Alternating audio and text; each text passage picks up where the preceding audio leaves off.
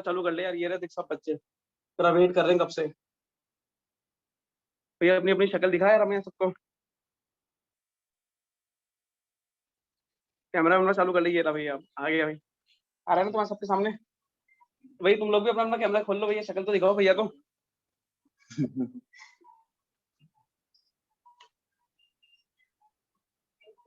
Good morning सब खोल लो sir. अपना अपना कैमरा। लेकिन इनके जो भी क्वेरीज हो, जो भी डाउट्स हो, तू कैसे पढ़ता था, क्या करता था, तू फिजिक्स कैसे करता था, है ना। पहले तो ये अपने बारे में इंट्रोडक्शन दे देगा। ये अपना इंट्रोडक्शन दे दे, क्या है, कहाँ पे है तू अभी, किस पोजीशन में है। आवाज आ रही है मेरी क्लियर? Yes sir yes. हाँ तो बता रहे भैया तू क्या था, क्या कर रहा था। Hello guys. हेलो भैया। Myself Amir Mishra. I am a MBBS second prof student at MGM Medical College, Indore, MP. मैंने 2019 में नीट क्रैक किया था, तो उस साल मैंने मोशन रीवा में प्रिपेयर किया था। मेरे 621 मार्क्स थे और मोशन रीवा में था तब सर थे, सलभ सर थे, शाकिब सर थे, उन्होंने तैयारी करवाई थी। बाकी कुछ तुम लोगों की क्वेरीज हो तो पूछ लो, तो धीरे धीरे पता ही चल जाएगा सारी चीज।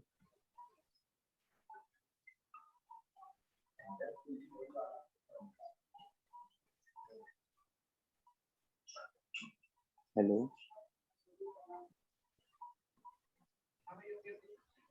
भी तुम्हारी क्वेरीज हो, ठीक है आशिक। जैसे तेरे को क्या दिक्कत आती है, क्या पढ़ता था।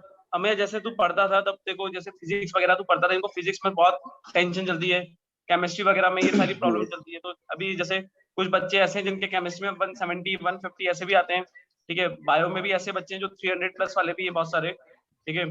तो यस तू एक बार बता रहे तू फिजिक्स वगैरह में, ये केमिस्ट्री वगैरह में और ये बायो को कैसे हैंडल करता था। मतलब तू जैसे टेस्ट के टाइम जैसे पैनिक नहीं होने देता था तू कभी। मैंने जब भी देखा है हमने तेरे को, तो स्टार्टिंग से पैनिक वगैरह नहीं होने देता था। तो ये जितने पैनिक वगैरह थे तू कैसे हैंडल करता था, फिजिक्स का, केमिस्ट्री का लोड, बायो का, सबसे पहले तो। सर सर केमिस्ट्री में मुझे भी सबसे प्रॉब्लम थी। मैं 2018 वाला अटेम्प्ट दिया था, उसमें 48 मार्क्स थे मेरे। फिर जब सेकेंड अटेम्प्ट दिया था 2019 में, तो उसमें मेरे सर 155 आए थे। तो मेन डिफरेंस वही था, अदरवाइज 2018 में भी क्लियर हो सकता।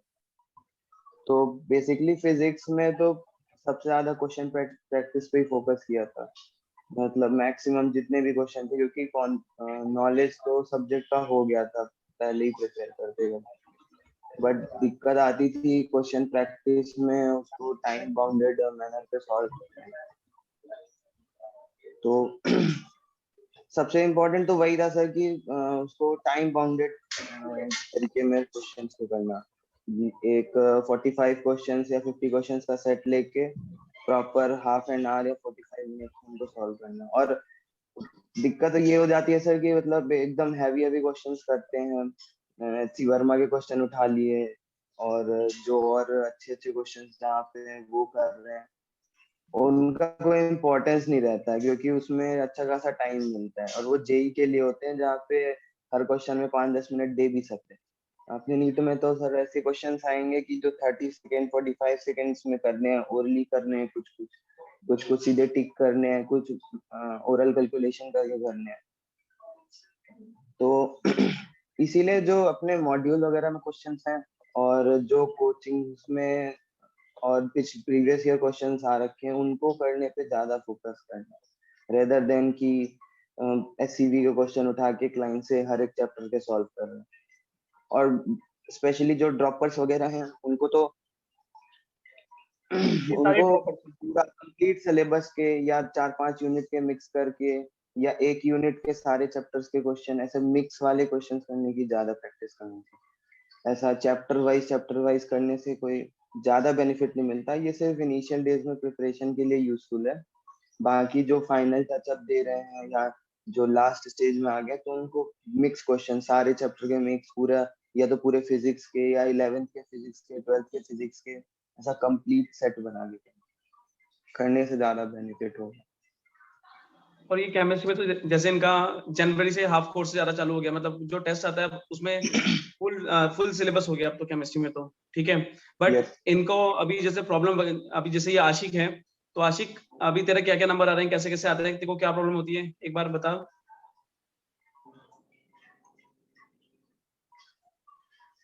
सर मेरा नंबर तो केमिस्ट्री में ठीक आता है, बट फिजिक्स में समझ नहीं आता है क्या क्या करना है क्या नहीं करना है। फिजिक्स में क्या दिक्कत आ रही है? फिजिक्स में न्यूमेरिकल तो हो जाता है, लेकिन थ्योरी में फंस जाते हैं। थ्योरी वाला क्वेश्चन थ्योरी जो में रहता है। फंस रहे हैं, यानी कि उसके लिए पहले अभी अभी थ्योरेटिकल पार्ट पढ़ने की जरूरत है, यानी कि जो नोट्स वगैरह बना रखे हैं उनके पढ़ने की जरूरत है। और एक बार ऐसा कंप्लीट सिलेबस या यूनिट वाला पेपर देख, उसमें ये पता चलेगा कि पर्टिकुलर कौन सी यूनिट पे दिक्कत आ रही है। थ्योरेटिकल पार्ट न्यूमेरिकल पार्ट हो रहा है, यानी कि ये एनएलएम वगैरह, ग्रेविटेशन वगैरह, ये इलेक्ट्रोस्टैट्स वगैरह, ये सारे क्वेश्चंस बन जाएंगे। आगे के जो सेमीकंडक्टर्स वगैरह के क्वेश्चंस हैं वो नहीं बनेंगे, वो थ्योरेटिकल क्वेश्चंस उनके ज्यादा आते हैं। तो ऐसे पेपर देख के ये पता करना चाहिए कि बेसिकली कि कौन सा यूनिट पे टारगेट करना है, फिर उस यूनिट का पूरा नोट्स जो बना रखे हैं उससे पढ़ना स्टार्ट करें। नोट्स कंप्लीट हो गए, फिर उसके बाद क्वेश्चन पे आने की जरूरत। और एरर, न्यूमेरिकल एरर्स हो रही हैं, वो तो कोई बात नहीं, वो तो प्रैक्टिस करते करते ठीक होगी। बाकी ये पता होना ज्यादा जरूरी है कि पर्टिकुलर कौन से चैप्टर में दिक्कत है, क्योंकि पूरे फिजिक्स में ऐसा कहते हैं कि दिक्कत है, तो ऐसा नहीं होता। पर्टिकुलर एक दो चैप्टर या यूनिट में ही दिक्कत होती है, उसकी थ्योरी में दिक्कत होती है या तो उसके न्यूमेरिकल्स नहीं बन रहे होते।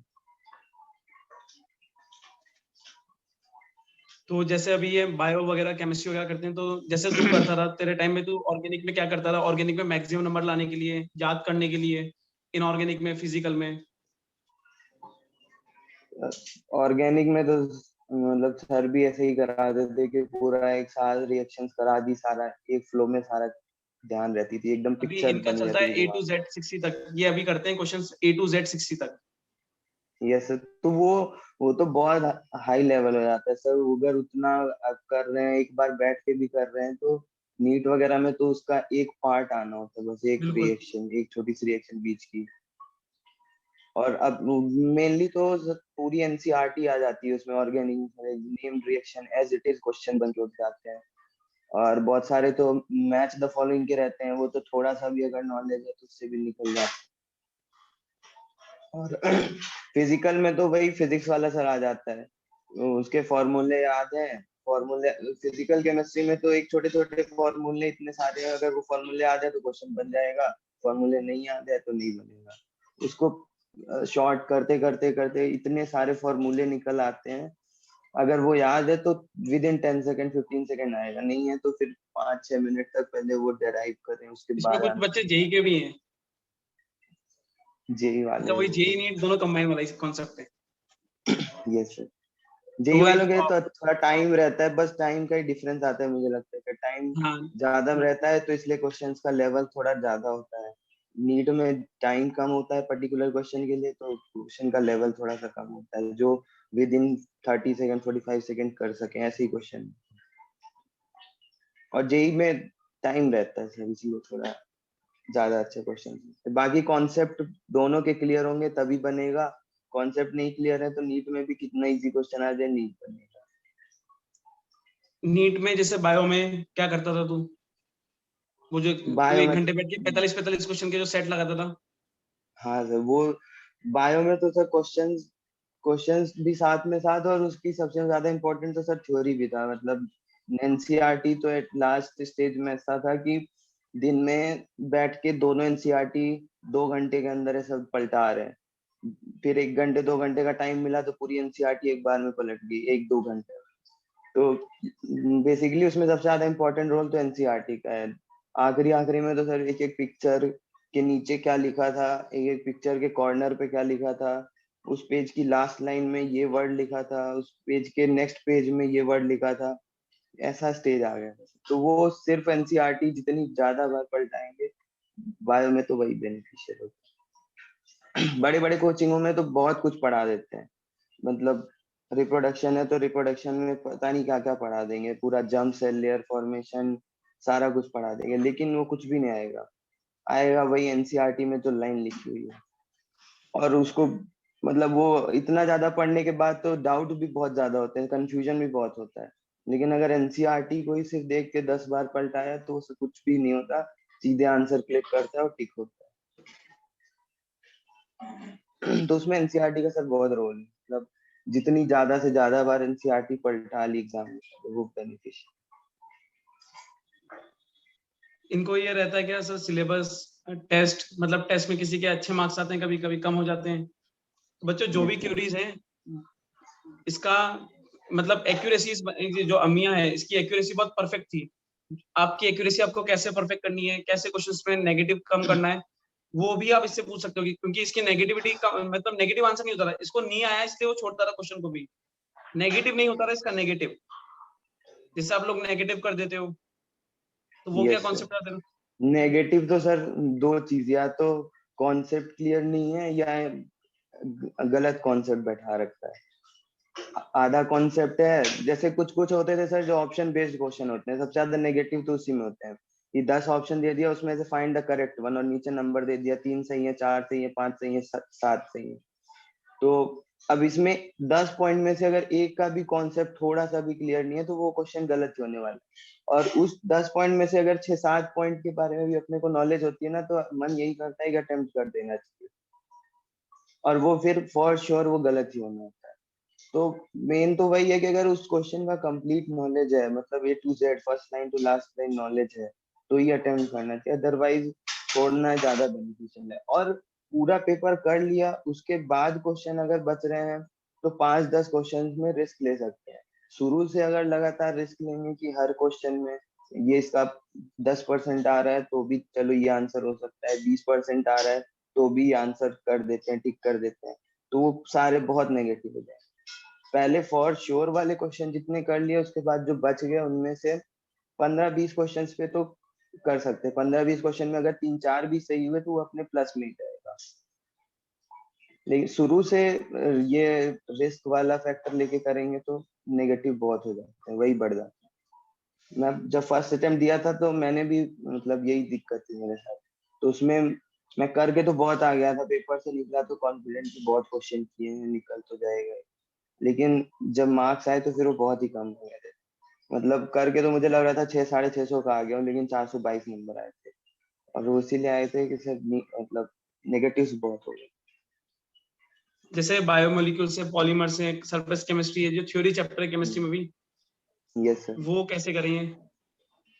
वो तो सर उसमें सबसे पर्टिकुलर ज्यादा क्वेश्चन बार स्पेसिफाइड बार एकदम पार्ट है, एकदम स्पेसिफाइड पार्ट है कि ये क्वेश्चन इस चैप्टर में जाएंगे तो ये क्वेश्चन आएगा, इस चैप्टर में जाएंगे तो ये क्वेश्चन। मतलब पहले ऐसा जब मैं तैयारी करता था तो ऐसे बोलते थे कोचिंगों में कि जब नीट एस्पिरेंट्स जाते हैं एग्जाम हॉल में तो उनको पता होता है कि इस चैप्टर से अगर क्वेश्चन आना है तो ये क्वेश्चन आएगा, ये 2 क्वेश्चन आएंगे, ये 3 क्वेश्चन आएंगे। इससे मैं तो बिल्कुल। ऐसे ही मजाक लगता था, लेकिन सर जब खुद एग्जाम देने गए तो ये क्लियर था कि बायोमोलिक्यूल चैप्टर से अगर क्वेश्चन आना है तो यही क्वेश्चन आएगा, या तो 10 ऑप्शन वाला आएगा, या मैच द फॉलोइंग आएगा, या जो भी आएगा। तो तो वो ये भी जैसे सर बायोमोलिक्यूल, जितने ज्यादा प्रीवियस ईयर पेपर लगा लेते हैं तो पता चल जाता ये है कि ये ये पर्टिकुलर प्रीवियस ईयर टॉपिक तो आ रहा है। जेई नीट दोनों लगाते हैं, नीट वाले बच्चे जो भी हाँ हैं यहाँ तो पे, ये जेई मेंस पूरा लगाते हैं केमिस्ट्री में, और ये नीट भी लगाते हैं पूरा, वो फिजिकल तो भी। होता ही है सर, जेई मेंस के बहुत सारे क्वेश्चंस नीट में अगर 1-2 क्वेश्चन टफ करने हैं तो जेई मेंस के क्वेश्चन उठा के डाल देते हैं, तो वो 1-2 क्वेश्चन टफ हो जाते हैं। बाकी जेई मेंस के क्वेश्चन आते तो हैं प्रीवियस ईयर या उसी साल का नीट में आ गया, ऐसा तो बहुत। और जैसे ये जो बायोमोलिक्यूल्स पॉलीमर चैप्टर है, ये वेटेज वाले चैप्टर हैं, ये रैंक सिलेक्शन वाले चैप्टर हैं कि नहीं है? यस सर, ये तो है सर, ये डिटरमाइन करते हैं, और 5-6 क्वेश्चन तो इनसे फिक्स है। अगर इसमें से आएगा 11th तो 12th आपको आंसर दोनों की याद है तो आप कर एनसीईआरटी। सकते हो। यस सर, और एकदम आसानी से कर सकते हैं, 5-10 सेकेंड टाइम भी बचाएंगे, नंबर भी दे लाएंगे। और फालतू में वो बड़े बड़े फिजिकल के चैप्टर में पलटाते रहेंगे, उनमें क्वेश्चंस लगाते जैसे रहेंगे, एक उनकी आयनिक चैप्टर गारंटी है नहीं है फिजिकल कि का, उसमें आएगा। पलटाते रहे, हुआ ही नहीं। और एक यस सरफेस सर, केमिस्ट्री है, उसमें कोई गारंटी भी नहीं है सर कि नंबर गारंटी आएंगे, भी नहीं लेकिन है। अगर बायोमोलिक्यूलर पॉलीमर पढ़ के गए उसमें पक्का गारंटी कि वो सही होने वाला है। सर अपना अट्रैक्शन भी वही जाता है कि जो क्वेश्चन नहीं बन रहे हैं तो उन पे ज्यादा फोकस करते हैं कि ये आयनिक के नहीं बन रहे हैं और केमिकल इक्विलिब्रियम के नहीं बन रहे हैं, तो उनको बार बार करते रहते हैं। लेकिन ये पॉलीमर वगैरह जो चैप्टर है ये तो थोड़ा लग भी जाता है कि हाँ इसका नॉलेज है, इसका नॉलेज है, इसको छोड़ दो, इसको बाद में पढ़ेंगे, लेकिन वही डिफरेंस क्रिएट कर देता है। और जैसे ये चैप्टर है, कहते हैं थर्मो वर्मो। यस सर, थर्मो का तो सर मतलब उसमें भी यही है कि क्वेश्चंस तो बहुत सिंपल आते हैं लेकिन चैप्टर बहुत बड़ा है, तो उसमें भी थोड़ा सा सेलेक्टिव होके पढ़ने का जरूरत है। मतलब फिजिक्स में भी पढ़ाते हैं, फिजिकल में भी पढ़ाते हैं, थोड़ा सा साइन डिफरेंस का है, उसके अलावा दोनों में सेम है। तो 2 बार 3 बार पढ़ के और थोड़ा क्वेश्चन पेपर देख के ये पता चल जाता था कि पर्टिकुलर किस टॉपिक को करने की जरूरत है, तो तो उससे भी मुस्कान, वो तुम्हें क्या चैप्टर डाउट आता शॉर्ट हो है? जाता तो जैसे ये मुस्कान भी है एक, तो उसके भी बढ़िया नंबर आते हैं, ठीक है। हर्षा भी है। है, यस खुशी भी, बहुत सारे बच्चे हैं, निहारी का है, तो इनके नंबर तो आते हैं, बट इनको एक मोटिवेशन चाहिए मेरे को कि यार ये इनको एक वो झील दे रहे तू कि सिलेक्शन 1 साल में, इनके पास 4 महीने हैं, और ये यस ऐसे पढ़ने वाले बच्चे हैं बहुत सारे जो सिलेक्शन कर सकते हैं, गारंटी है। बट यस इनको फिजिक्स, केमिस्ट्री और बायोलॉजी को तीनों को कैसे मैनेज करके चलना है, क्योंकि ये इनका कोर्स ऑलमोस्ट कंप्लीट है सब में, बट ये 600 को टच नहीं कर पा रहे। अब तो 600 तो सर मिनिमम क्राइटेरिया है, मतलब इससे नीचे तो बात मिनिमम ही का नहीं हाइट है। करते। इससे नीचे तो अभी मेरे कॉलेज में खुद 640 के नीचे कोई भी जनरल कैटेगरी का बच्चा नहीं, जनरल ओबीसी का। जब तेरा सिलेक्शन हुआ था 2019 में, तो तेरे कितने नंबर आए थे? 621 आए थे सर मेरे उस समय पे। मेरी रैंक 3900 समथिंग थी और आज 621 में 7000 रैंक हो गई। मेरे कॉलेज में ही जो आए हैं मतलब वो 640 तो प्लस ही है, सेकंड फर्स्ट राउंड के लास्ट तक आते आते 640 तक मिला है, बाकी उससे नीचे तो मेरे कॉलेज में भी एडमिशन नहीं है। तो इतना तो 600 तो मिनिमम क्राइटेरिया है, मिनिमम। कौन से कॉलेज में, तो इनको मतलब बता दो। Sir MGM medical college Indore sir, MP का मतलब टॉप फर्स्ट कॉलेज है। प्रेफरेंस में कॉलेज है, टॉप कॉलेज है। और कैटेगरी जनरल है तेरी भी, ये भी बता दे। यस जनरल, वो तो जनरल ही है ना, तो जनरल है भैया। है। यस तो भैया, तो ये और एक एक ड्रॉप बार, भी है मेरा। हाँ एक ड्रॉप भी है। तो भैया जो भी तुम्हारे टेस्ट डाउट्स हैं, आशिक, अंशिक, खुशी, मुस्कान, तो तुम इनसे अभी क्लियर कर सकते हो, ठीक है। जो भी तुम्हारी पढ़ाई में दिक्कत आती हो, कोई टाइम मैनेजमेंट होता नहीं होता हो।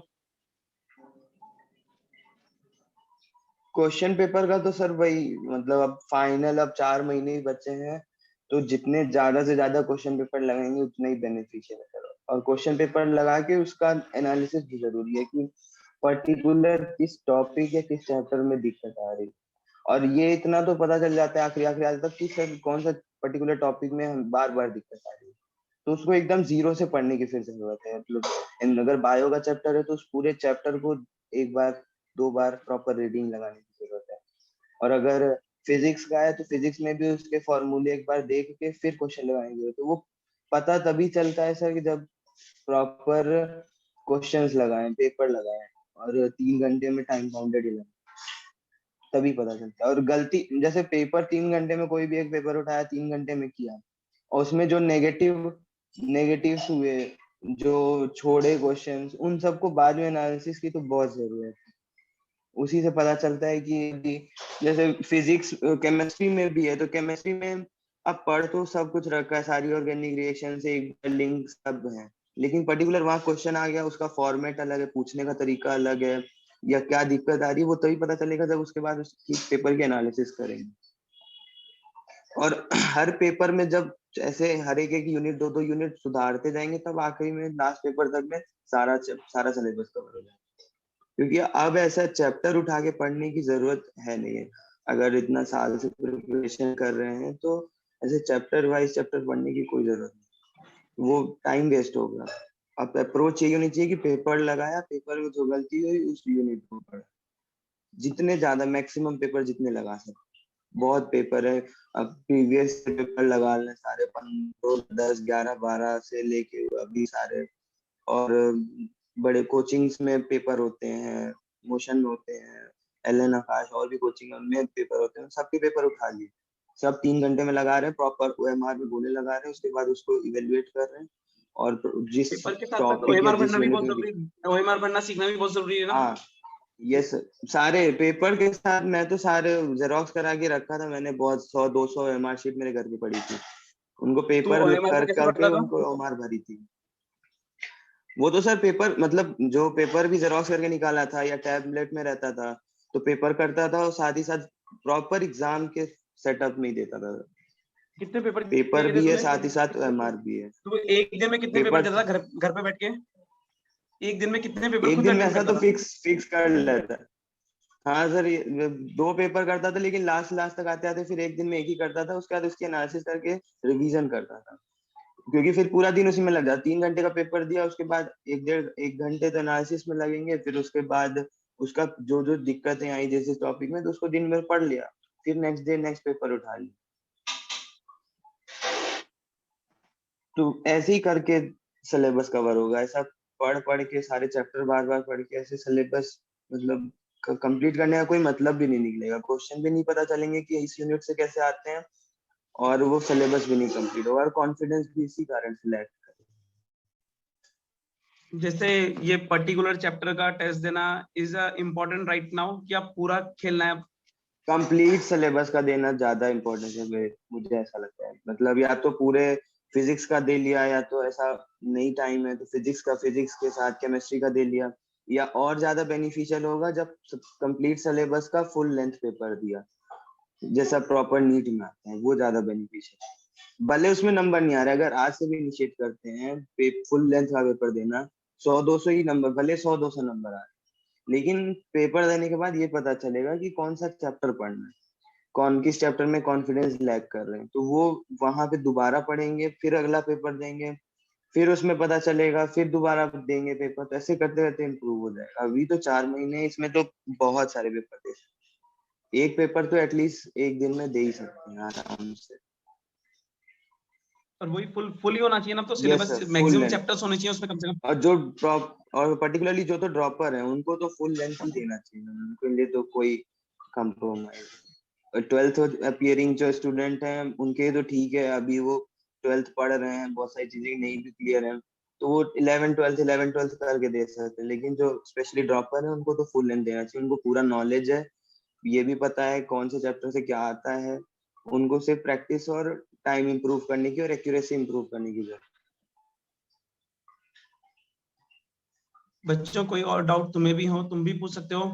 मैं सही बता रहा हूँ, इसकी एक्यूरेसी पे तो हम भी कायल थे भाई, क्योंकि ये एक्यूरेसी से क्वेश्चन करता था। ऐसा नहीं, क्योंकि हमें याद है शायद इसके ओएमआर में 2 या 3 क्वेश्चन नेगेटिव होते थे, बाकी कोई नेगेटिव नहीं होता था, बाकी ये छोड़ के आता था क्वेश्चन को। वो तो है सर, नेगेटिव का तो वही है, आखिरी में अटेम्प्ट करते हैं तो फायदे में ही रहते हैं, भले 15 किए 4 सही हुए तो 4 16 नंबर हुए, और 11 गलत हुए तो 11 घटा दिया तो +5 ही रहेगा, तो बेनिफिशियल ही रहता है आखिरी में अटेम्प्ट करना, और उससे पता भी तो चलता है कि ये इस क्वेश्चन को मैंने तुक्का लगाया था या थोड़ा हाफ नॉलेज से किया है, तो पता भी चलता है कि कितना एक्यूरेसी। नहीं तो बाद में अगर ऐसे लगा रहे हैं तो बाद में ऐसा कहने को जाएगा कि चलो इसको तुक्का मारा था, गलत हो गया कोई बात नहीं, और अगर ऐसा डिटरमाइन करके किया है कि नहीं ये पेपर पेपर करते समय फुल कॉन्फिडेंस के साथ किया था और गलत हुआ, यानी कि वो कहीं ना कहीं दिक्कत है, चैप्टर में दिक्कत है या प्रैक्टिस में दिक्कत है। बच्चों और भी कोई तुम्हारे डाउट हो तुम पूछ सकते हो इससे। जैसे तू बायो पढ़ता था, केमिस्ट्री पढ़ता था, मैथ्स पर ये फिजिक्स पढ़ता था, तो टाइमिंग क्या डिसाइड करता था तेरे पढ़ने की? पढ़ने की सर दिक्कत तो फिजिक्स में ही थी मुझे भी, तो उसमें मेनली क्वेश्चंस प्रैक्टिस में ज्यादा करता था, 2-2.5 घंटे, मतलब जितना जो लगा है कि ये चैप्टर करने हैं उसके हिसाब से रखता था कि आज ये चैप्टर करना है, पेपर मैंने दिया, मेरे चैप्टर ये वीक लग रहे हैं मुझे, इनमें क्वेश्चन बार बार गलत हो रहा है, तो उसकी एक्सरसाइज उठा लिया, उसकी एक्सरसाइज जितने घंटे में हुई उसको कंप्लीट कर लिया, और बायो वगैरह में दिक्कत होती थी तो वो तो थोड़ा जल्दी हो जाता था क्योंकि उसमें एनसीईआरटी पलटानी है, एनसीईआरटी एक दो रीडिंग लगानी है, उतने में हो जाएगा, तो उसमें थोड़ा कम टाइम लगेगा। और दिक्कत और डिपेंड भी करता है सर कि पर्टिकुलर इंडिविजुअल को किस चैप्टर में या किस सब्जेक्ट में दिक्कत हो रही है, उसमें ज्यादा टाइम देना पड़ेगा। किसी को बायो में ही दिक्कत हो रही है, बायो के क्वेश्चन बार बार गलत हो रहे हैं, तो उसमें ज्यादा टाइम लगेगा, 2 3 4 रीडिंग लगेगी, या नोट्स बना रखे नोट्स पढ़ने में लगेगा, कुछ ऐसा समराइज करके नोट्स बना रखे हैं उसको पढ़ने में टाइम।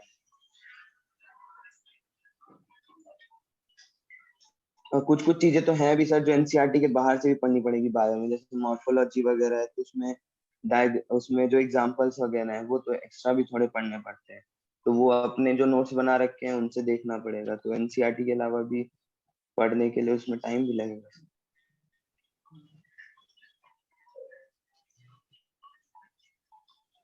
और कोई डाउट बच्चों? बच्चों और कोई डाउट है? किसी को कोई डाउट है तो पूछ लो। अरे बोलो भाई, एक बार सब अपना अपना फेस तो दिखा दो अमिया को। हाँ इतने एक सारे बार बच्चे, फेस तो एक बार सब अपना अपना फेस दिखा दो। ये आशिक है, आशिक है, मैं नंबर भैया 160 प्लस रखता है ये केमिस्ट्री के अंदर, अभी ये चल रहा है इसका। ठीक है, एक आर्यन है, आर्यन जेई का बच्चा है। ठीक है, अंशिक है, अंशिक पढ़ने में अच्छा है, छुट्टियां वुट्टियां करता है। खुशी है, खुशी का रेगुलर नंबर 600 प्लस ले आती है कैसे भी। ठीक है, थोड़ा सा फिजिक्स वगैरह में नंबर कम हो जाते हैं। ठीक है, अगर मैं इसकी बात करता हूँ हर्षा की, तो हर्षा का भी थोड़ा फिजिक्स वगैरह में दिक्कत हो जाता है। मुस्कान का ही यही रोल चल रहा है, फिजिक्स वगैरह कैसे करें सर। ठीक है, वही। फिजिक्स ही सबका ज्यादा लोगों का इश्यू। हाँ तो मतलब इनको यार 600 प्लस का एक वो दे दे तू कि ऐसे भी 600 600 प्लस लाना है प्लस अपन तो को। तभी आएंगे जब फिजिक्स सपोर्ट करेगी, फिजिक्स सपोर्ट नहीं करेगी तो बायो केमिस्ट्री में अच्छा करके वही 550 की रेंज में रुक जाएगी, अगर उसको और 550 में कोई कॉलेज कोई मिलने वाला। कॉलेज मिलने वाला नहीं, खासकर जनरल ओबीसी को तो बिल्कुल भी नहीं मिलने वाला। मतलब 550 तो में ये मैक्सिमम तो जनरल है, ये मेरे सारे के सारे जबकि मैक्सिमम जनरल हैं। यस सर, हमारे यहाँ जबकि एमपी में कॉलेज मिल जाते थे, बहुत नीचे तक मिल जाते थे, लेकिन अब जनरल ओबीसी को 550 के नीचे एमपी में नहीं मिल रहा है, तो और स्टेट्स की तो अलग ही कंडीशन। और 600 प्लस करने के लिए फिजिक्स तो करनी पड़ेगी, और वो और उसका ज्यादा से सिर्फ ज्यादा एक ही पेपर पेपर तरीका है, लगाना कितना जरूरी है? पेपर ही ये सबसे ज्यादा जरूरी है सर। पढ़ना या अब मतलब कोर्स करना जरूरी है, या पेपर ही, अब पेपर लगा के कोर्स करना जरूरी है? पेपर क्योंकि लगा के सर, मैंने बताया ना कि क्योंकि एक आध पेपर चैप्टर बाकी है इनका, लगा बाकी के मैक्सिमम ही हो चुका है। कॉन्फिडेंस आए, वही सर कॉन्फिडेंस भी उसी से आएगा कि पेपर मैंने लगाया था, इतने नंबर आए और ये चैप्टर वीक है, तो उसी से कॉन्फिडेंस भी आएगा। और कॉन्फिडेंस इस सेंस में भी आएगा कि सिलेबस कंप्लीट हो रखा है, क्वेश्चन अटेम्प्ट कर रहे हैं, क्वेश्चंस बन रहे हैं, और जो नहीं बन रहे हैं वो पता चल रहे हैं कि किस चैप्टर से नहीं बन रहे हैं, तो उससे कॉन्फिडेंस आएगा कि हाँ सिलेबस पूरा टच हो गया है एक बार एटलीस्ट।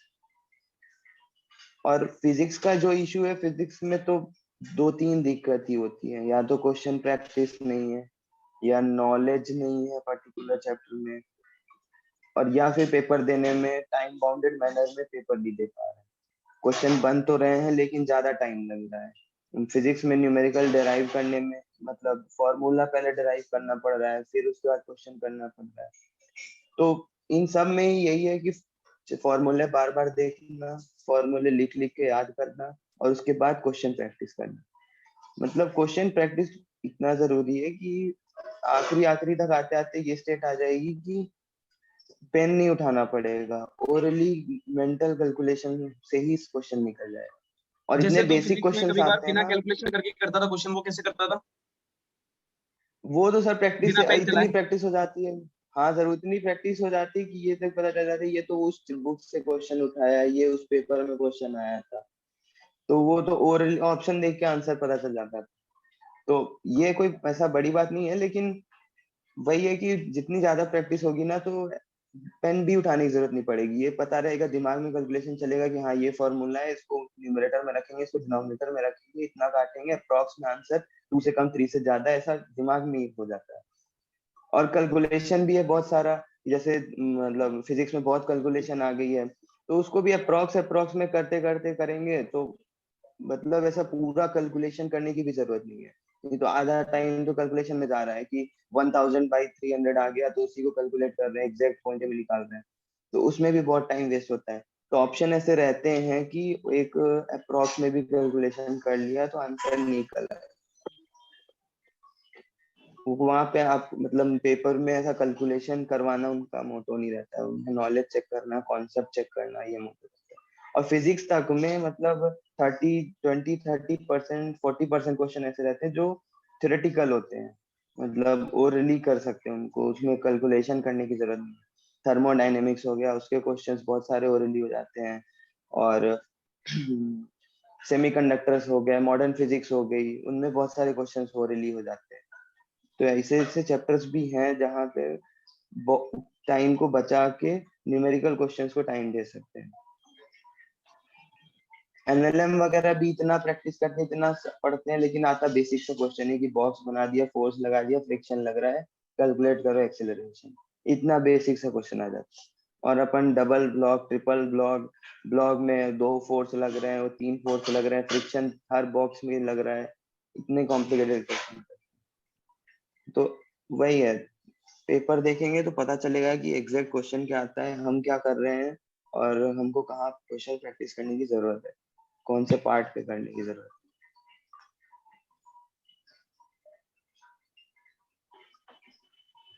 और 12th फिजिक्स की में क्या फिजिक्स और दिक्कत आ 11th की रही है ये फिजिक्स में, बताओ तो बता सकता हूँ। फिजिक्स में पर्टिकुलर किस चैप्टर में क्या फिजिक्स में दिक्कत आ रही बताओ है? भैया इनको क्या दिक्कत आ रही है, पूरी सॉर्ट आउट कर देगा भाई ये, फिजिक्स तो सही एक में एक चैप्टर वाइज हमको कर एक देगा बार ये। शाकिब सर ने पढ़ाया था, मोशन में ही थे, तो बेसिकली इतना डिफरेंस आया था कि मेरे फर्स्ट अटेम्प्ट में 48 मार्क्स से 155 मार्क्स तक गया था। तो वो करना ही पड़ेगा अगर सिलेक्शन चाहिए तो। तो भाई फिजिक्स में क्या दिक्कत आ रही है पूछ लो, एक एक करके एक एक चैप्टर पूछ लो, एक एक चैप्टर का बता देगा ये तो, हाँ, एनालिसिस चैप्टर कर देगा वाइज पूरी पूरी। फिजिक्स में पर्टिकुलर दिक्कत क्या आ रही तब तो बताऊंगा, बाकी जनरलाइज मुझे जो लगता है वो तो मैंने बता दिया। अब किसी को पर्टिकुलर क्या दिक्कत आ रही है तो मैं पूछो तो फिर बताऊंगा। हाँ भाई दिव्या क्या दिक्कत आती है पूछ लो, अभी टाइम है पूछ सकते हो, फिर बाद में नहीं पूछ पाओगे भाई, माइक खोलो और पूछ लो अपने अपने डाउट्स।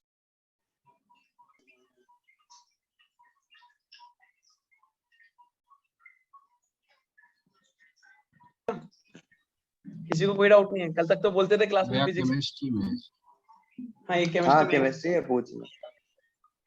केमिस्ट्री में पूछना था, इनऑर्गेनिक हम याद करते हैं, हम भुला जाते हाँ हैं, ज्यादा दिन भी हाँ नहीं लगता है, अच्छे से पूरा याद कर लिए, सब भुला गए क्वेश्चन बनाने के बाद भी। ऑर्गेनिक हाँ। में जो बेसिक थ्योरी रहता है याद कर लिए, क्वेश्चन बनाए, हम्म 2-3 दिन आके बैठ गए।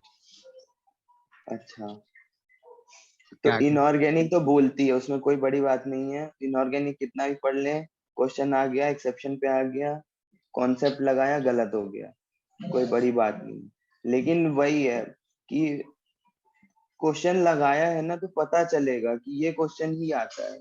और अगर क्वेश्चन ज्यादा लगा लिए ना तो ये भी ध्यान रखना कि मेन पेपर में वही सारे क्वेश्चन रिपीट हो जाएंगे, और जब गलती पता चलेगी ना तो याद भी रहेगा कि ये वाला एक्सेप्शन था, इस इनऑर्गेनिक में ये कॉन्सेप्ट पढ़ा था तो उसमें ये एक्सेप्शन था। अब एसिड बेस पे क्वेश्चन आ गया, अब एसिड बेस पे क्वेश्चन आ गया, हमने नॉर्मल कॉन्सेप्ट लगाया, उससे एसिडिटी बेसिसिटी पता की, लेकिन पता चला वो क्वेश्चन एक्सेप्शन पे है, उसका कुछ और रीजन, तो वो तभी क्लियर होगा। क्वेश्चन लगाया तो गलती पता चली, गलती पता चलेगी तो उसको और लंबे टाइम तक अपन ध्यान रखें। और नहीं, ऑर्गेनिक में जैसे इनऑर्गेनिक, क्वेश्चन लगाए, ठीक है, हाँ अभी कल पढ़ाया गया टॉपिक, क्वेश्चन घर जाके लगाए, उसका अगला दिन भी लगाए उसको क्वेश्चन, एग्जाम में हाँ बैठे तब भुला एग्जाम, वही तो यही दिक्कत आई ना कि जैसे जब तूने क्वेश्चन लगाए तो तूने सिर्फ पर्टिकुलर चैप्टर के लगाए, ठीक है, उस चैप्टर के उस समय पे क्वेश्चन लगाए, फिर उसको साइड में रख दिया, अब नया चैप्टर पढ़ा, नया क्वेश्चन लगाए, उसको साइड में रख दिया, ऐसे करते करते सारा सब्जेक्ट तो कवर कर लिया तूने। लेकिन ओवरऑल जिस दिन एग्जाम देने गए तो तुझे उस दिन के पेपर की गलतियां थोड़ी याद रहेंगी, वो तो तब भी याद रहेंगी जब पूरा पेपर का लगाया था और उसमें जो गलती पता चली उसको कहीं लिखा, उसको दोबारा पढ़ा, और उसके बाद उसको लंबे टाइम तक मेमोराइज किया, तब याद रहेंगी गलतियां। और एक चैप्टर का लगाया था, ठीक है, उस दिन तो तुमने क्वेश्चन लगाया, नहीं समझ में आया, किसी ने पीछे से आंसर देख लिया, आंसर से टिक कर लिया, और वो कैसे बात, ये लंबे टाइम तक कैसे ध्यान रहेगा कि ये एक्सेप्शन पे क्वेश्चन आया था, या ये क्वेश्चन आया था इसमें मैंने गलत कॉन्सेप्ट लगाया था। ये तो तभी ध्यान रहेगा कि जब गलतियां हो और उसको सुधार के उसको याद भी करे लंबे टाइम तक के लिए। चैप्टर वाइज चैप्टर करने में यही दिक्कत होती है कि चैप्टर अभी ताजा ताजा आज ही पढ़ाया है, आज सारे कॉन्सेप्ट पता है, 1 घंटे का लेक्चर हो तो उसमें कितना ही पढ़ा देंगे। 1 घंटे का लेक्चर का कंटेंट तो मतलब क्वेश्चन धड़ाधड़ लगा लिए, उस दिन सारा यूनिट खत्म कर दी, सारे चैप्टर के मॉड्यूल के क्वेश्चन खत्म कर दिए, जो नहीं बन रहे थे वो पीछे से आंसर हल्का सा देख लिया, जो और नहीं बन रहे थे टीचर से पूछ लिया, लेकिन वो अपने को याद नहीं हुआ है अभी। वो सिर्फ ऐसा है कि ताजा ताजा पढ़ा था, उसने क्वेश्चन किया, खत्म कर दिया, वो याद नहीं हुआ लंबे। और जो जनरल क्वेश्चन है, जो बेसिक कॉन्सेप्ट पे निकल जाएंगे, वो तो बन जाएंगे, वो क्वेश्चन आया तो बन जाएगा कि नीचे डाउन द ग्रुप जाते हैं तो साइज बढ़ता है, ये क्वेश्चन आया तो बन जाएगा। लेकिन वही क्वेश्चन अगर एक्सेप्शन में आ गया, एक्सेप्शन बेस्ड क्वेश्चन आ गया, तो वो नहीं बनेगा, वो गलत हो जाएगा, क्योंकि वो बहुत टाइम हो गया पढ़े हुए। तो उसका यही तरीका है, क्वेश्चन लगाए, सिर्फ ऑर्गेनिक गलती याद हो करने के उसको। साथ मतलब कंसेप्ट थोड़ा क्लियर हो ऑर्गेनिक का, जाएगा। और हाँ, सिर्फ ऑर्गेनिक के लिए, हाँ। ऑर्गेनिक के लिए तो सबसे सही तरीका था जो सर ही पढ़ाते हैं, कि एक फ्लो चार्ट में ये सारा जेई का कौन। बच्चा है। जेई में भी सर ऑर्गेनिक तो बेसिक ही आती है, उसमें भी वही सब जरूरी है, कौन सारे फ्लो चार्ट के फॉर्म में सारी रिएक्शंस याद रखना, और उसके बाद जो नेम्ड रिएक्शन है उन पे स्पेशल फोकस देना। जैसे एल्केन पढ़ रहे हैं तो एल्केन के एक फ्लो चार्ट में रिएक्शंस देख ली, और वो रिवाइज करने में भी आसान होता है। अगर एक बार आपने फ्लो चार्ट बना के रिएक्शंस पढ़ी है ना, तो बाद में अगर कभी बाद में अगर रिवाइज भी करना है तो वो फटफट होती है। अभी मैंने एक दिन सर का वीडियो देख रहा था, तो उसमें वो फ्लो चार्ट में रिएक्शन बनाई थी, उसको मैंने पॉज किया। अब वो तो मुझे 2-2.5 साल गए थे वो देखे हुए, लेकिन मैं वो पॉज करके वो वीडियो वो फोटो देख रहा था, तो बहुत सारी चीजें रिवाइज हो रही थी और फटफट रिवाइज हो रही थी। फिर उसके बाद तो कुछ कुछ रिएक्शन के नेम भी याद आने लगे कि हाँ इसको ये नेम दे देते, इसको ये नेम दे देते। तो वो तभी होता है जब फ्लो चार्ट बनाया है, और उसको फ्लो चार्ट बना के वो सारी रिएक्शंस क्लियर कर ली, और नीचे जो नेम रिएक्शंस है उनको लिख के उस चैप्टर को खत्म कर दिया, तो वो रिवीजन में भी फास्ट होगा, और जब एग्जाम देने जा रहे हैं उसके 5-10 मिनट पहले भी नेम्ड रिएक्शंस देखनी है तो भी आसान है। और अगर ऐसे फ्लो चार्ट बना के करेंगे ना, तो 8-10 फ्लो चार्ट में पूरा ऑर्गेनिक खत्म हो जाएगा, इससे ज्यादा लगेगा भी नहीं। और 8-10 पेज को रिवाइज करना मुश्किल से 15-20 मिनट। मैंने इनको 2 फ्लो चार्ट दिए बस, इसमें पूरी ऑर्गेनिक खत्म है। हाँ सर, वो तो है, वो पूरा मिक्स करके बनाएंगे तो वो तो आराम से 2 चार्ट में हो जाएगा। और वो रिवाइज के लिए बहुत इंपॉर्टेंट है फ्लो चार्ट, रिवीजन फटफट होगा उसमें। और ऑर्गेनिक ऐसा ही है कि याद है तो बनेगा, नहीं याद है तो नहीं बनेगा, कितना भी कॉन्सेप्ट हो। और इनऑर्गेनिक के लिए इनऑर्गेनिक के लिए बताया ही मैंने कि उसको क्वेश्चंस मतलब एक बार कॉन्सेप्ट पढ़ लिया तो पढ़ लिया, लेकिन उसके एक्सेप्शंस याद तभी रहेंगे जब क्वेश्चंस लगाया है और वो गलत हुए हैं। गलत होना भी जरूरी है, एक बार 2 बार गलत होंगे तब जाके आगे के लिए वो क्वेश्चन याद। इनऑर्गेनिक में तो उसका इम्पोर्टेंस है, क्योंकि एक्सेप्शन भी ऐसा तो है नहीं कि सारे एक्सेप्शंस आते हैं, सारे एक्सेप्शंस याद करने हैं। वो जो एक्सेप्शंस आते हैं वो पता तभी चलेंगे जब क्वेश्चंस लगाए। तो क्वेश्चंस में देखा मैंने कि ये एक्सेप्शन बार बार आ रहा है, तो इसको याद कर लिया, सही तरीके से याद कर लिया। और 1-2 बार ठीक। ही गलती होगी एक्सेप्शन पे, अगर उसको ध्यान दिया तो फिर वो थर्ड टाइम नहीं होगी, वो फिर क्वेश्चन सही होने वाला। और इनऑर्गेनिक पे तो ज्यादातर क्वेश्चंस ऐसे आते हैं जिनमें चारों ऑप्शंस पढ़ना है, चारों ऑप्शंस पे कॉन्सेप्ट लगाना है, और उसमें से एक ऑप्शन भी एक्सेप्शन बेस्ड कर दिया तो वो क्वेश्चन गलत हो जाए। गलती उसमें ज्यादातर में यही होती है जहाँ पे एक्सेप्शन बेस्ड है। बाकी नॉर्मल कॉन्सेप्ट तो इतने बेसिक्स हैं कि कोई भी लगा लेगा। एसिडिटी सब रट लेंगे कि इधर जाएंगे तो घटेगी, नीचे जाएंगे तो बढ़ेगी, वो सभी लगा लेंगे। गलत होगा क्वेश्चन एक्सेप्शन पे, जहाँ पे कुछ अलग रीजन है उसका। और इनऑर्गेनिक में भी 15 क्वेश्चन आने हैं, उसमें से 7-8 क्वेश्चन तो नॉर्मल ही आने हैं। हाइब्रिडाइजेशन पूछ लेगा, इसका हाइब्रिडाइजेशन क्या है, एसिडिटी बता दो, साइज बता दो, 4-5 नेम रिएक्शन है उसमें भी तो नेम रिएक्शन पूछ लेगा। 7-8 क्वेश्चन तो ऐसे ही बन जाएंगे। अलग से जो 7-8 क्वेश्चन है उनके लिए थोड़ा सा अलग एफर्ट देना पड़ेगा। कोऑर्डिनेशन कंपाउंड में तो इनको बोलता हूँ 3 चैप्टर कर लो पहले, कोऑर्डिनेशन कंपाउंड, पीरियोडिक और केमिकल बॉन्डिंग सबसे पहले।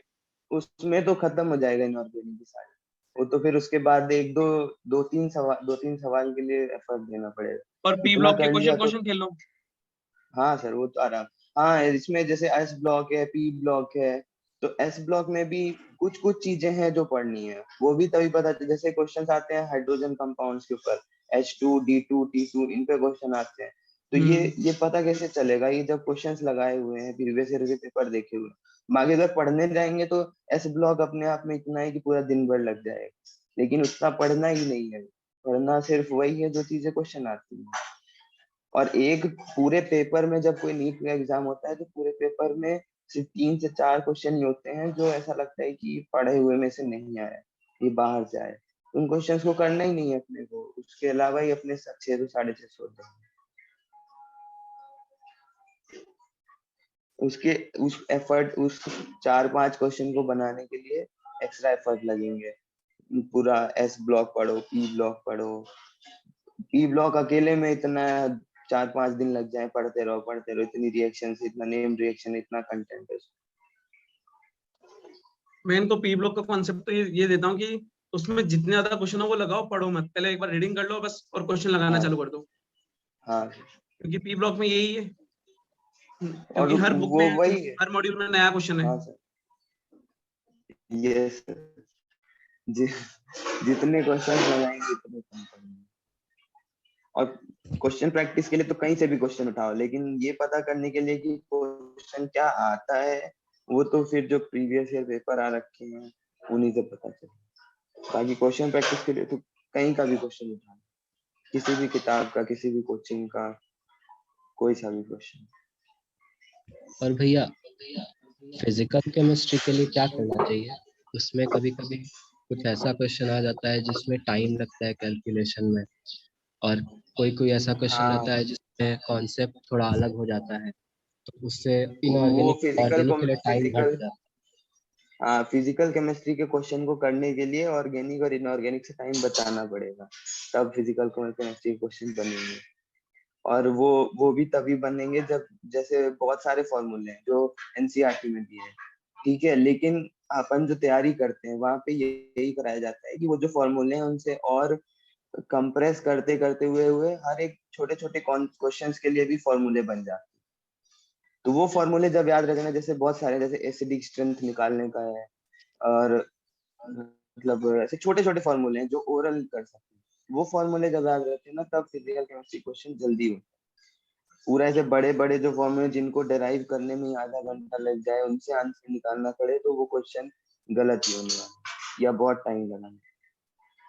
उसके लिए तो जितने छोटे छोटे फॉर्मूले हैं, फॉर्मूले एक साथ कहीं लिख लो, जैसे आयनिक इक्विलिब्रियम है, उसके जितने भी फॉर्मूले हैं, छोटे छोटे फॉर्मूले, एसिडिक स्ट्रेंथ निकालने का, पीकेए निकालने का, पीएच निकालने का, जो आखिरी में एक बड़े फॉर्मूले से वो छोटा फॉर्मूला जो डिराइव किया गया है एक पर्टिकुलर कंडीशन के लिए, कंडीशन भी याद करना जरूरी है कि इस कंडीशन में ये फॉर्मूला लगता है।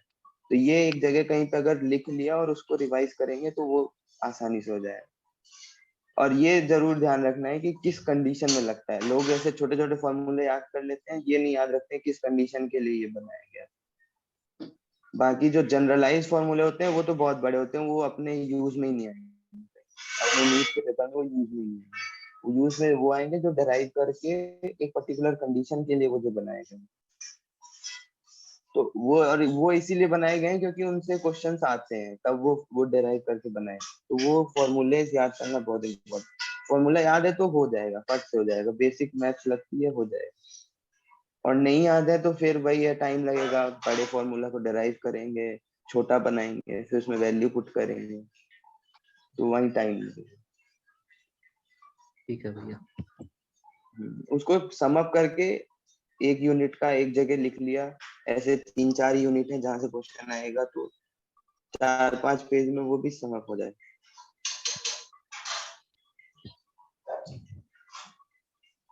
और किसी को कोई दिक्कत? और किसी को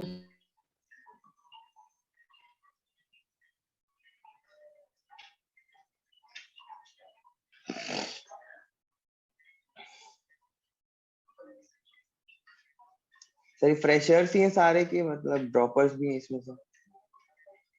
सारे ड्रॉपर्स हैं, सारे ड्रॉपर्स हैं, यस सर। सब ड्रॉपर हैं। तो तो भैया किसी को भी कोई ड्रॉपर्स डाउट हो हैं ना तो तो बिल्कुल, केमिस्ट्री में डाउट हो तो केमिस्ट्री में पूछो, फिजिक्स में हो तो फिजिक्स में पूछो, बायो में तो बायो में पूछो, इससे बढ़िया बंदा तुम्हें समझाने वाला नहीं मिलेगा।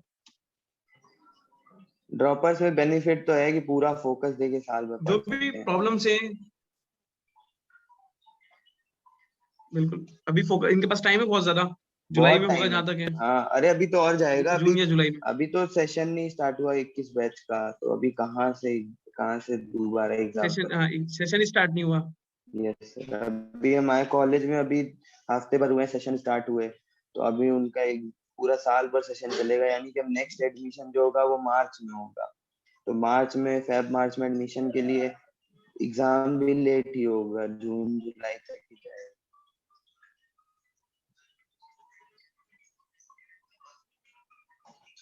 बच्चों जो भी डाउट हो बिल्कुल पूछो, केमिस्ट्री में क्या डाउट है, फिजिक्स में क्या डाउट है, टॉपिक में क्या डाउट आता है, किस टॉपिक में आता है, वो भी पूछ सकते हो।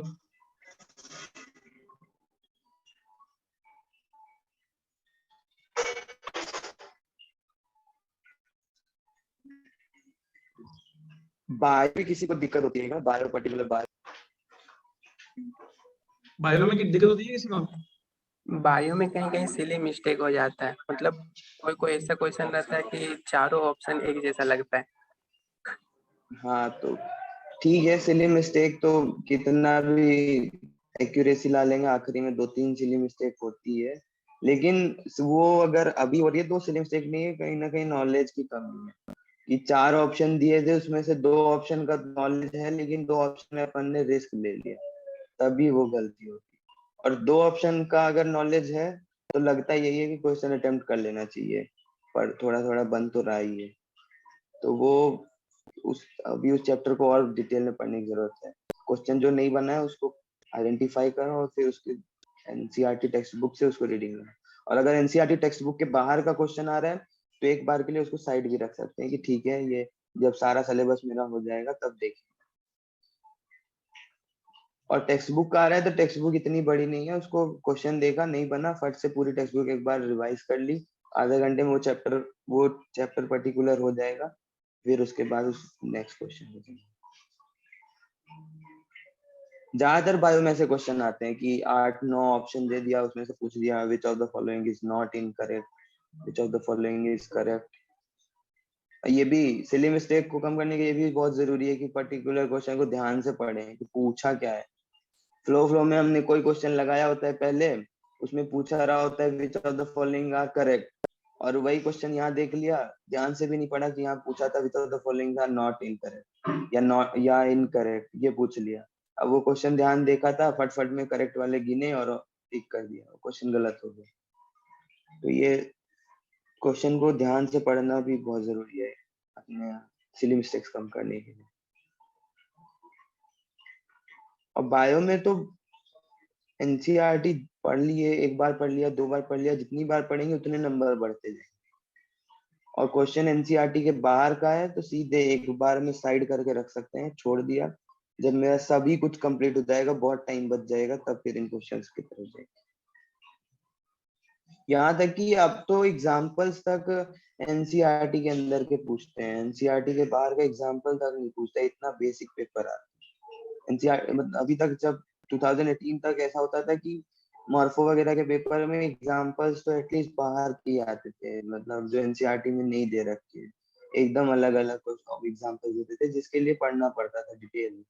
लेकिन अब तो एकदम एनसीईआरटी के ही एग्जाम्पल्स उठा उठा के देता है, सारे फोटोज एनसीईआरटी के देता है और सारे एग्जाम्पल्स एनसीईआरटी के रहते हैं। तो अब तो बहुत आसान कर दिया, उसमें एक्यूरेसी ही ज्यादा जरूरी है। और किसी को बायो में दिक्कत?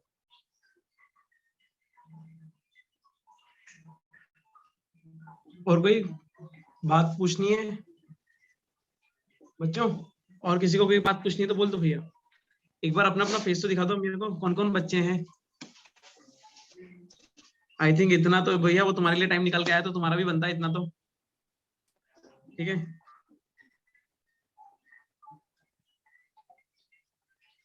बाकी तो बढ़िया है। आशिक अभी भाई 600 के ऊपर किसके आ रहे हैं? 600 के ऊपर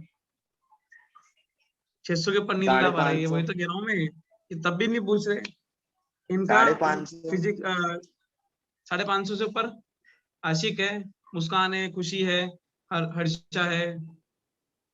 इसको कन्वर्ट करने की जरूरत है 650 में, और वो सिर्फ तभी होगा क्वेश्चन प्रैक्टिस बढ़ा। क्वेश्चन प्रैक्टिस मतलब जितना मैक्सिमम क्वेश्चंस लगा सकते हैं ना, क्वेश्चंस लगाओ, तभी ये कन्वर्ट होंगे। क्योंकि 550 आ रहे हैं यानी कि नॉलेज है, चैप्टर का नॉलेज है, तीनों सब्जेक्ट का नॉलेज है, लेकिन वो 600 650 टच नहीं कर पा रहे हैं। उसमें सिर्फ प्रैक्टिस की लैक, क्वेश्चन प्रैक्टिस की कमी है, इसलिए वो नहीं पहुंच रहे। 550 लाना मतलब बिना नॉलेज के नहीं ला सकते। ठीक है, चैप्टर का नॉलेज होगा तभी आएगा, और वो 600 टच नहीं मतलब हो यहाँ रहा पे है उसका इस इसलिए। बैच में जितना बच्चा है ना, सब पढ़ने वाला बच्चा है, मतलब डेडिकेशन, मतलब पढ़ना है हमें, फालतू यस सर।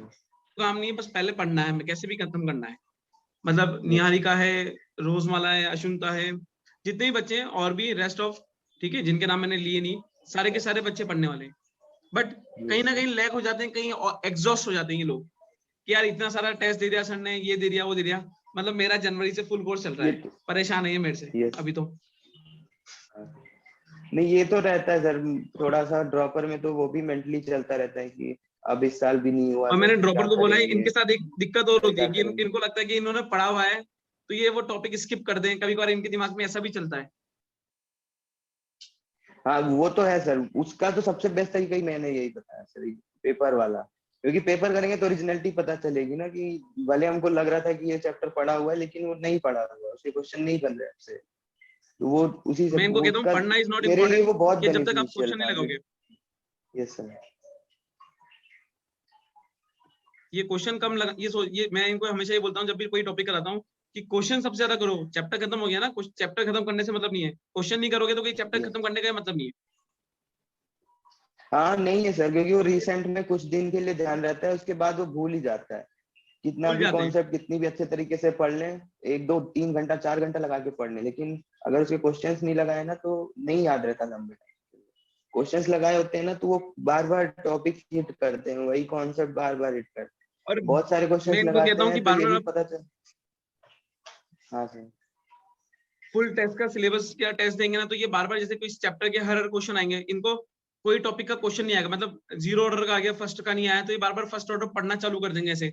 जैसे यस। इलेक्ट्रो होगी, ठीक है, लिक्विड सॉल्यूशन हो गया, हाँ सर।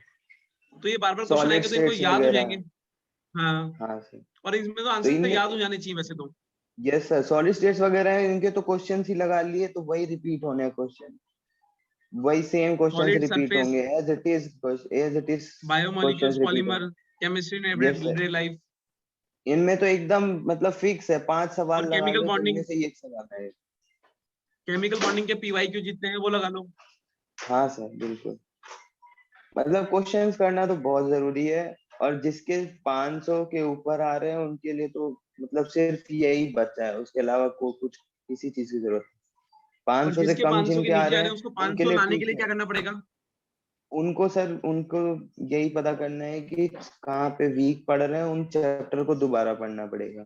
बायो है तो एनसीईआरटी की रीडिंग, फिजिक्स है तो फॉर्मूला रिवाइज, केमिस्ट्री है तो केमिस्ट्री में भी फिजिकल है तो फॉर्मूला रिवाइज करना है, ऑर्गेनिक है तो जो फ्लो चार्ट बना रखे हैं, जो नोट्स बना रखे हैं उनको पलटाना मैक्सिमम बार, जितनी बार पलटा सकते हैं।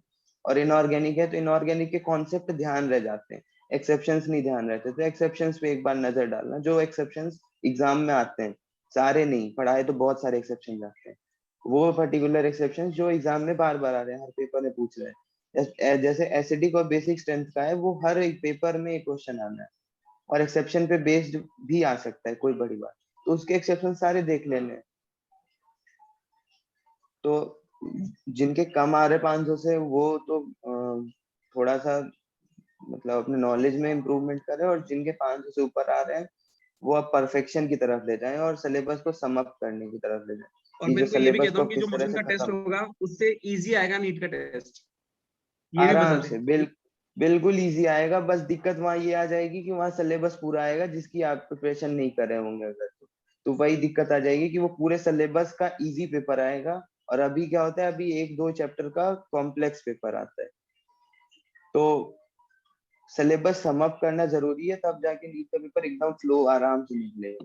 कॉन्फिडेंस ये रहना चाहिए एग्जाम देने से पहले कि हाँ चैप्टर मतलब सिलेबस पूरा सम अप कर रखा है। नहीं तो यही रहेगा कि अगर इस चैप्टर का क्वेश्चन आ गया तो नहीं बनेगा, और वहां वो चैप्टर का क्वेश्चन दिख गया, उतने में मोटिवेशन सारा खत्म हो जाएगा, जीरो पे चला जाएगा कि शेट यार यही तो सोचा कि पढ़ लूंगा, लेकिन पढ़ नहीं पाया तो क्वेश्चन नहीं बना। उसके बाद और 1-2 क्वेश्चन ऐसे मिल गए ना पेपर में, तो फिर मोटिवेशन खत्म हो जाता है, फिर लगता है कि क्या ही है, अब ये तो सारे ही नहीं बनेंगे, एक लाइन से नहीं बनेंगे। और पेपर OMR पर्टिकुलर कैसे फिलता पेपर था तू? देने में, हाँ पेपर देने में किसी को दिक्कत है क्या कि कैसे पेपर दें और कैसे OMR फिल करें, कैसे, पेपर देने में? ऐसा किसी को दिक्कत? पर OMR कैसे फिल करता था तू पेपर के साथ साथ? हाँ सर, मतलब ऐसा एक एक क्वेश्चन का तो नहीं करता था, मतलब जैसे बायो, जैसे फर्स्ट राउंड में बायो किया तो बायो का 90 क्वेश्चंस किए, उनमें से फर्स्ट राउंड में 60-70 क्वेश्चंस बनते थे, उनको फिल कर लिया फर्स्ट राउंड में, उनको मतलब कर लिया। उसके बाद फिजिक्स में गया, फिजिक्स का फर्स्ट राउंड किया, उसमें क्वेश्चंस किए, फिर मतलब एक बार पेपर तो कर लेता था सारा, उसके बाद फिर पार्ट बाय पार्ट OMR होता था, जिससे थोड़ा सा चांसेस कम रहते थे। एक बार दोबारा देखने के बाद ही OMR फिल कर रहा था, नहीं तो बाद में फिर ये लगता है कि वाला ऑप्शन नहीं होगा, ये ऑप्शन होगा, तो फिर चेंज तो हो नहीं सकता। एक बार पेपर कर पेपर को लिया, कितने अटेम्प्ट एक में बार करता था तू? 2-3 तक तो जाते थे फर्स्ट अटेम्प्ट पूरा। अभी जो फाइनली नीट का पेपर दिया था उसमें मैंने 1 hour 30 minute में एक बार पूरा पेपर कर लिया था ऑलमोस्ट, मतलब एक टेस्ट पूरा दे दिया था, जिसमें से मतलब 180 क्वेश्चंस में से 120 क्वेश्चंस ऑलमोस्ट हो गए थे। उसके बाद फिर जो थोड़ा टफ क्वेश्चन थे जिनमें न्यूमेरिकल ज्यादा था, वो क्वेश्चन तो दोबारा राउंड में थे। और थर्ड राउंड में जो जिनका नॉलेज नहीं था थोड़ा बहुत, तो उनमें थोड़ा किसी किसी ने थोड़ा रिस्क लिया, किसी किसी को फिर फाइनली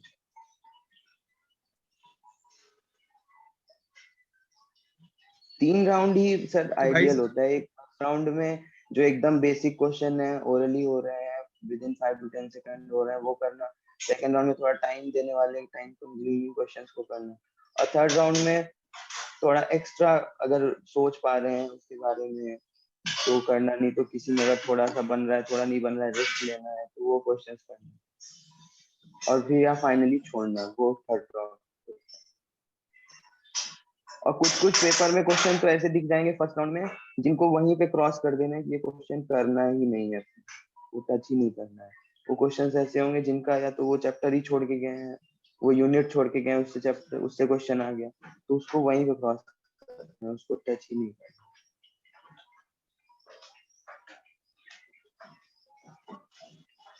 तो भाई आई होप तुम लोगों को ये इन्फॉर्मेशन काम आई होगी। ठीक है, तो अपनी अपनी तरफ से थैंक्स बोल दो और अपना अपना चेहरा दिखा दो उनको कि हम ये हैं, हम हमारा कितने स्कोर आ रहे हैं, एक बार बता दो कम से कम क्या क्या चल रहा है तुम्हारा। बंदे ने तुम्हें हाँ, भेड़ बनकर दिया है एक यार, तो तुम बार नाम और नाम वाम बता दो भैया। आशिक चल रहा है, ये मुस्कान है, आपने एक बार ठीक है।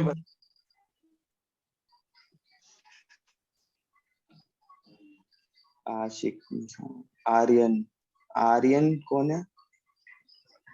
आर्यन जेई का है, आशिक है नीट का यस है, मुस्कान है नीट की है। इन दोनों 600 मतलब 550 का क्रॉस कर लेते हैं। Yes sir. खुशी है, खुशी भी कर रही है 500 क्रॉस, ठीक है। आशिक ने शुभदेव, बताया। मुस्कान, आपको क्या दिक्कत हो रही है अभी 550 के प्लस जाने में? भैया मेरा नेगेटिव ज्यादा हो जाता है। अटेम्प्ट कितने मार्क्स का करते हो? 600 तक हो जाता है अटेम्प्ट।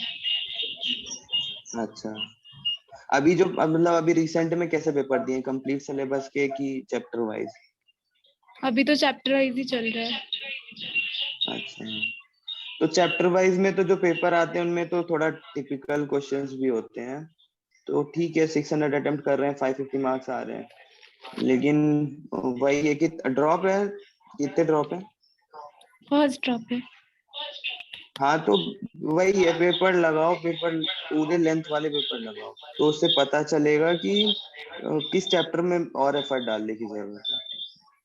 ठीक है। भैया अभी जैसे चैप्टर वाइज लगा रहे हो ना, तो उसमें पेपर भी आएंगे, तो पेपर ऐसे आएंगे कि जिसमें टिपिकल क्वेश्चंस हैं, बहुत सारे टफ क्वेश्चंस हैं जो अपने मेन एग्जाम में नहीं आने वाले हैं, तो उनमें उनके कारण नेगेटिव हो रहा है या उनके कारण गलत हो रहा है, तो उससे बहुत इफेक्ट भी नहीं पड़ता अपने। ओरिजिनलिटी जो भैया। पता चलेगी वो उसी से पता चलेगी। ठीक है, थैंक यू भैया। ओके। और कौन है? सुखदेव। हाँ भाई, सुखदेव, हर्षा।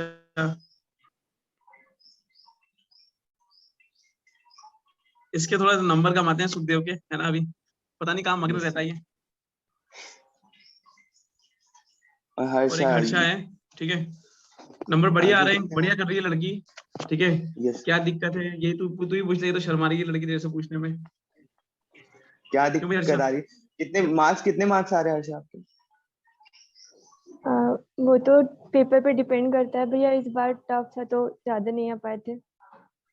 अच्छा, मतलब फिर भी कितने मार्क्स हैं? मतलब इस बार तो 403 आए थे। अच्छा, मतलब दिक्कत किस सब्जेक्ट में? फिजिक्स में, केमिस्ट्री में, बायो में? फिजिक्स में ही है भैया। केमिस्ट्री बायो मतलब ठीक ठाक 300 प्लस, बायो में? हाँ बायो ठीक है। अच्छा, तो फिजिक्स में, और फिजिक्स अभी क्या कौन सा यूनिट आया था अभी एग्जाम में? Rotation, gravitation. ठीक है, तो रोटेशन का कौन सा, दो क्वेश्चन रोटेशन के, ग्रेविटेशन का एक क्वेश्चन, 3 क्वेश्चन मेन एग्जाम में आते हैं, और इस पे पूरा पेपर बन गया है। तो समझ रहे हो, मतलब वो बहुत सारे ऐसे क्वेश्चंस हैं जो अपने रिलेवेंट नहीं है, तो इसलिए उन चैप्टर्स को इतना ज्यादा फोकस करने की जरूरत नहीं है। वो क्वेश्चंस पर्टिकुलर ढूंढ लो, एकदम बेसिक क्वेश्चंस जो है ना उस चैप्टर के, वही आने वाले हैं। और ये दोनों यूनिट तो ऐसे ही हैं, एकदम बेसिक क्वेश्चंस जो है उस चैप्टर के वही आएंगे। और ग्रेविटेशन है तो उसमें भी सिंपल सा ग्रेविटेशनल फोर्स पूछ लेता है, या ग्रेविटेशन का कॉन्सेप्ट किसी और क्वेश्चन में ऐड करके पूछ लेता है।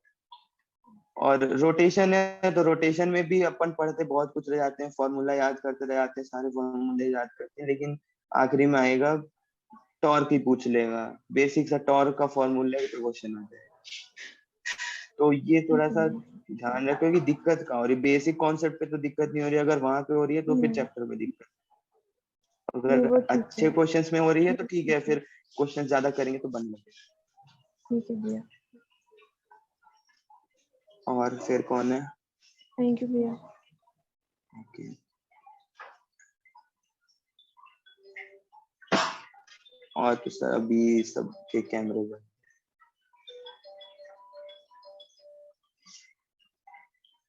हेलो। हाँ भाई बोलो।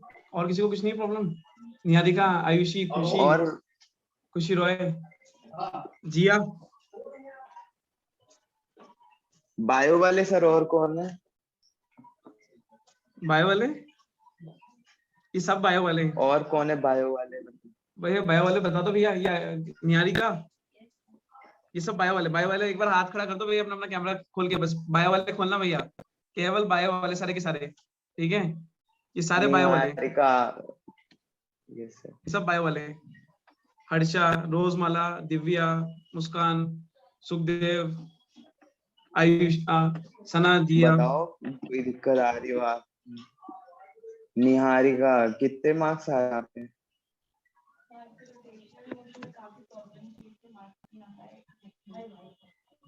आवाज नहीं आ रही है। रोटेशनल मोशन में मेरे को प्रॉब्लम थी तो उसके मार्क्स नहीं आ पाए अच्छे, मतलब 400। फिजिक्स में कितने आए? 43। रोटेशन ग्रेविटेशन क्या ही कर सकते हैं। रोटेशन में काफी बेसिक कॉन्सेप्ट क्लियर रखना, मतलब उसमें ऐसा नहीं हो कि बेसिक जो है बेसिक्स उनमें दिक्कत हो। रोटेशन में टॉर्क कैसे निकालते हैं, अगर इसमें दिक्कत हो तो फिर दिक्कत है मेन हिसाब। बाकी अगर अच्छे क्वेश्चंस गलत हो रहे एक बार तो वो ठीक है, उनको तो प्रैक्टिस करेंगे तो बन जाएगा, लेकिन बेसिक्स अपने स्ट्रॉन्ग होने चाहिए। टॉर्क निकालना, डायरेक्शन करना, तीनों वेक्टर्स पे काम करना, क्रॉस मल्टीप्लिकेशन करना, इनमें दिक्कत नहीं होनी चाहिए, ये बेसिक है। और अंकित कुमार,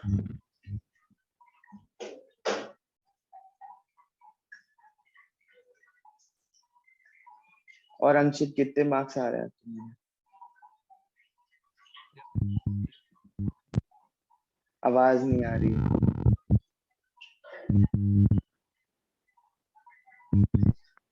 जी भैया 450 के आसपास आ रहे हैं हर बार। 500 क्रॉस भी थोड़ा मोड़ा कभी कभी हो रहा है, तो जो आसान चैप्टर। अभी तक ऐसा कोई कंप्लीट चैप्टर का टेस्ट दिया, कंप्लीट सिलेबस का? अभी सिर्फ चैप्टर वाइज चल रहा है। अच्छा, अभी किस सब्जेक्ट में दिक्कत आ रही? फिजिक्स न्यूमेरिकल करने, ट्यूशन फिजिक्स में। तो मतलब प्रैक्टिस करते हो क्या घर पे क्वेश्चंस न्यूमेरिकल्स के? वो भी कर रहे हैं। और मेन बायो में क्या दिक्कत आ रही है? हाँ, जल्दी करने में क्वेश्चन पढ़ ही नहीं पा रहा, उसी में गलती कर दे। हाँ वही, वो भी प्रैक्टिस की जरूरत है। वहाँ अगर क्वेश्चंस टाइम पे नहीं हो पा रहे हैं, टाइम बाउंडेड में गलत हो रहे हैं, यानी कि प्रैक्टिस। तो उसमें भी बायो में ऐसा है कि थ्योरी पढ़ना है, लेकिन इसके साथ क्वेश्चंस की जरूरत वहीं पे आ जाती है कि टाइम बाउंडेड मैनर में वो कॉन्सेप्ट्स क्लिक कर रहे हैं कि नहीं, वो चीजें क्लिक कर रही हैं। वो भी प्रैक्टिस से ही आएगा।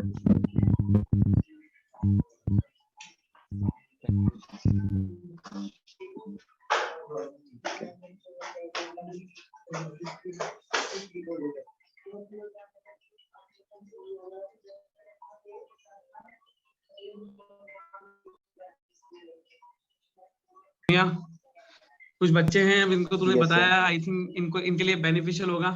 क्यों तुम्हारे लिए बेनिफिशियल था क्या? Yes. हैं? ऐसा नहीं कि जबरदस्ती बोल रहे हो। हाँ ठीक है, तो एक बार अपनी तरफ से थैंक यू जो भी कहना है कह दो यार, माइक ऑन करके, कैमरा ऑन, ठीक है। Thank you. और मैं यार तेरे को इतना टाइम दिया तूने हमें, तो थैंक यू सो मच, है ना। अपने बिजी शेड्यूल से तूने टाइम निकाला।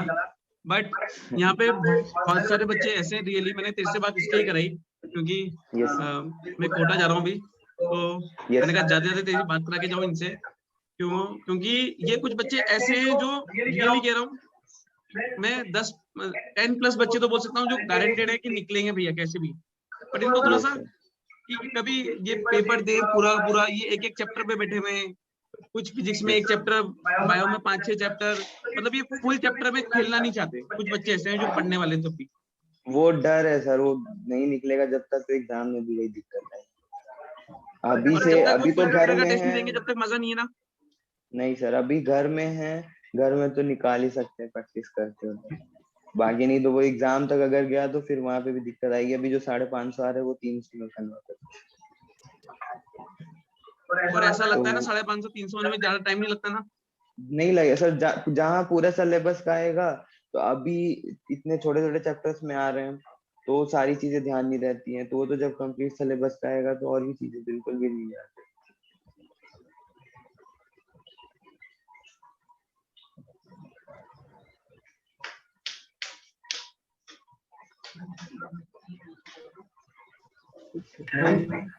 हमें यार थैंक यू, देखो बहुत सारे है ना, और देखो खुद को बताया। और अभी कोरोना के टाइम पे भाई सब फुल काम करा है, घर पे नहीं बैठा है। कोरोना के टाइम पे घर पे बैठा था क्या तू?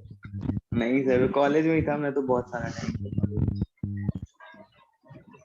और तूने आगे का क्या सोचा है कि कौन सा स्ट्रीम लेगा?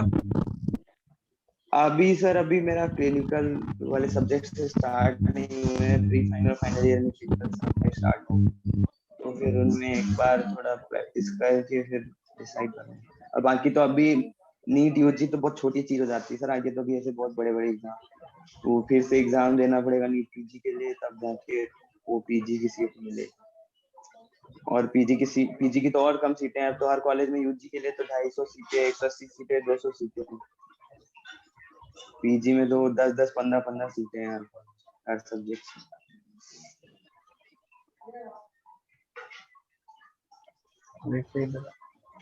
तो हमें यार मेहनत कर रहा है तो इनको भी करा दे, एक बार थोड़ा सा समझा दे कि ऐसे करना है, ऐसे करना है। तो आज जो भी बोला, आई होप इनके लिए बहुत यूजफुल हो। ठीक है, तुम्हारे लिए यूजफुल था क्या बच्चों?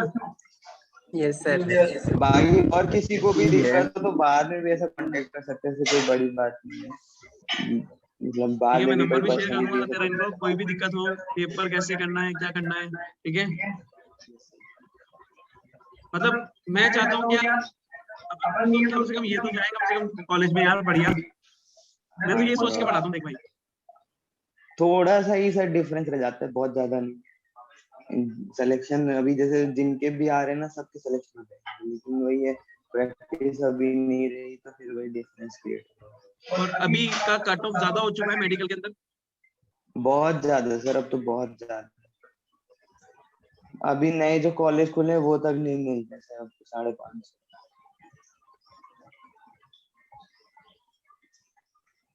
बाकी अच्छे कॉलेजेस के लिए तो मतलब ऑलमोस्ट 100% एक्यूरेसी के साथ पेपर करे तब जाके मिलता।